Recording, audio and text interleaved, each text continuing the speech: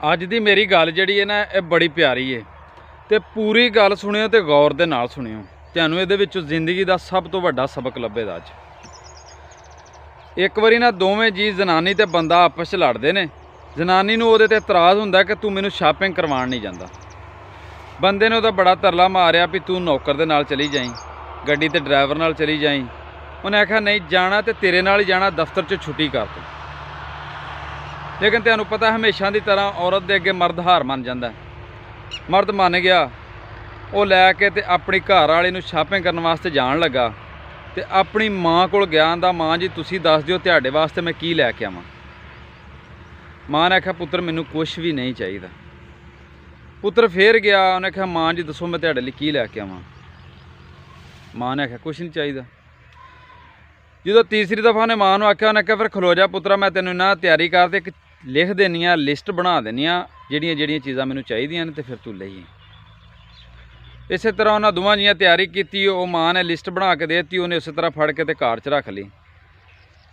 ਸਾਰਾ ਦਿਨ ਆਪਣੀ ਜਨਾਨੀ ਨੂੰ ਲੈ ਕੇ ਤੇ ਫਿਰਦਾ ਰਿਹਾ, ਸ਼ਾਪਿੰਗ ਕਰਦਾ ਰਿਹਾ। ਜਦੋਂ ਜਨਾਨੀ ਦੀ ਸ਼ਾਪਿੰਗ ਮੁੱਕ ਗਈ ਨਾ ਤੇ ਉਹਨੂੰ ਆਂਦਾ ਇੱਥੇ ਆ ਚਿੱਠੀ ਪਈ, ਉਹਨਾਂ ਦੇਈ ਮੈਂ ਜ਼ਰਾ ਮਾਂ ਦੀਆਂ ਵੀ ਵੇਖ ਲਵਾਂ ਚੀਜ਼ਾਂ ਕਿਹੜੀਆਂ ਚਾਹੀਦੀਆਂ।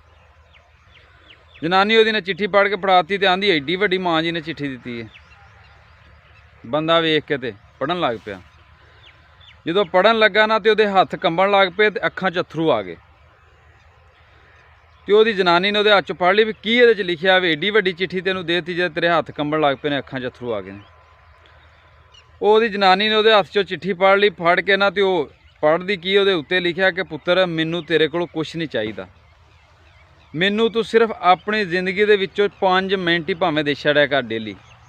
24 ਘੰਟਿਆਂ 'ਚ ਮੈਂ ਕੋਈ ਜ਼ਿਆਦਾ ਟਾਈਮ ਨਹੀਂ ਤੇਰੇ ਕੋਲੋਂ ਮੰਗਦੀ, ਸਿਰਫ 2 ਮਿੰਟ ਦੇ ਦਿਆ ਕਰ। ਮੈਂ ਇਸੇ ਤਰ੍ਹਾਂ ਹੀ ਜਿਵੇਂ ਲੋਕ ਦੀਵੇ ਦੇ ਕੋਲ ਜਾਂਦੇ ਨਾ ਰੋਸ਼ਨੀ ਵਾਸਤੇ, ਤੂੰ ਮੇਰੇ ਵਾਸਤੇ ਰੋਸ਼ਨੀ ਹੈ ਬਗੈਰ ਦੀਵੇ ਤੋਂ।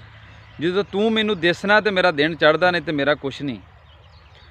ਮੈਨੂੰ ਤੇਰੇ ਕੋਲੋਂ ਜ਼ਿੰਦਗੀ 'ਚ ਹੁਣ ਕੁਛ ਨਹੀਂ ਚਾਹੀਦਾ, ਸਿਰਫ ਤੇਰੇ ਟਾਈਮ ਦੀ ਜ਼ਰੂਰਤ ਹੈ। ਮੈਂ ਬਹੁਤ ਜ਼ਿਆਦਾ ਵਡੇਰੀ ਹੋ ਗਈ ਹਾਂ, ਮੈਂ ਪਤਾ ਨਹੀਂ ਕਦੋਂ ਟੁਰ ਜਾਣਾ। ਮੈਂ ਚੰਦ ਦਿਨਾਂ ਦੀ ਮਹਿਮਾਨ ਹਾਂ ਇੱਥੇ। ਹੁਣ ਮੈਂ ਸਿਰਫ ਤੇਰਾ ਵਕਤ ਲੈਣਾ ਚਾਹੁੰਦੀ ਹਾਂ। ਜਿਸ ਤਰ੍ਹਾਂ ਤੂੰ ਬਚਪਨ ਦੇ ਵਿੱਚ ਮੇਰੀ ਝੋਲੀ ਦੇ ਵਿੱਚ ਸਿਰ ਰੱਖ ਕੇ ਸੌਂਦਾ ਹੁੰਦਾ ਸਾਂ ਤੇ ਮੈਂ ਤੇਰੇ ਸਿਰ ਨੂੰ ਪੋਲਾ ਉੱਤੋਂ ਨਾ ਥਪਕੀਆਂ ਦਿੰਦੀ ਹੁੰਦੀ ਸਾਂ, ਥਾਪੜਦੀ ਹੁੰਦੀ ਸਾਂ। ਮੈਨੂੰ ਸਿਰਫ ਤੇਰੇ ਕੋਲੋਂ ਇਹੋ ਕੁਛ ਪੁੱਤਰਾ ਚਾਹੀਦਾ ਵੇ।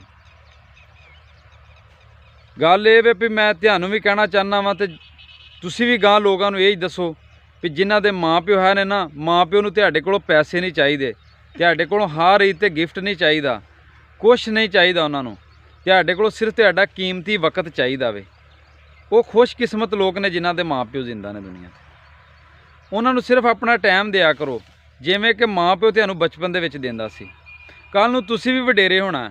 ਅਗਰ ਅੱਜ ਤੁਸੀਂ ਆਪਣੇ ਮਾਂ ਪਿਓ ਨੂੰ ਟਾਈਮ ਦਿਓਗੇ ਤਾਂ ਕੱਲ੍ਹ ਨੂੰ ਤੁਹਾਡਾ ਮਾਂ ਪਿਓ ਤੁਹਾਨੂੰ ਟਾਈਮ ਦੇਵੇਗਾ। ਇਸੇ ਤਰ੍ਹਾਂ ਹੀ ਤੁਸੀਂ ਜ਼ਿੰਦਗੀ ਦੇ ਵਿੱਚ ਜੋ ਕਰੋਗੇ ਉਹੀ ਪਾਣਾ, ਲੇਕਿਨ ਤੁਹਾਡੇ ਮਾਂ ਪਿਓ ਨੂੰ ਤੁਹਾਡੇ ਟਾਈਮ ਦੀ ਜ਼ਰੂਰਤ ਹੈ। ਖਸੂਸੀ ਗੱਲ ਇਹੀ ਹੈ ਕਿ ਉਹਨਾਂ ਨੂੰ ਆਪਣਾ ਕੀਮਤੀ ਟਾਈਮ ਦਿਆ ਕਰੋ ਤੇ ਉਹਨਾਂ ਦੇ ਕੋਲ ਬਿਆ ਕਰੋ, ਉਹਨਾਂ ਨਾਲ ਆਪਣੇ ਦੁੱਖ ਸੁੱਖ ਸ਼ੇਅਰ ਕਰਿਆ ਕਰੋ। ਤੁਹਾਡੇ ਦੁੱਖ ਯਕੀਨਨ ਘਟਣ ਦੇ ਅਗਰ ਮਾਂ ਪਿਓ ਨਾਲ ਸ਼ੇਅਰ ਕਰੋਗੇ ਤੇ ਖੁਸ਼ੀਆਂ ਤੁਹਾਡੀਆਂ ਦੁੱਗਣੀਆਂ ਹੋ ਜਾਣਗੀਆਂ। ਬਾਕੀ ਮੇਰੀ ਦੁਆ ਹੈ ਅੱਲਾਹ ਪਾਕ ਤੁਹਾਨੂੰ ਖੁਸ਼ ਰੱਖੇ।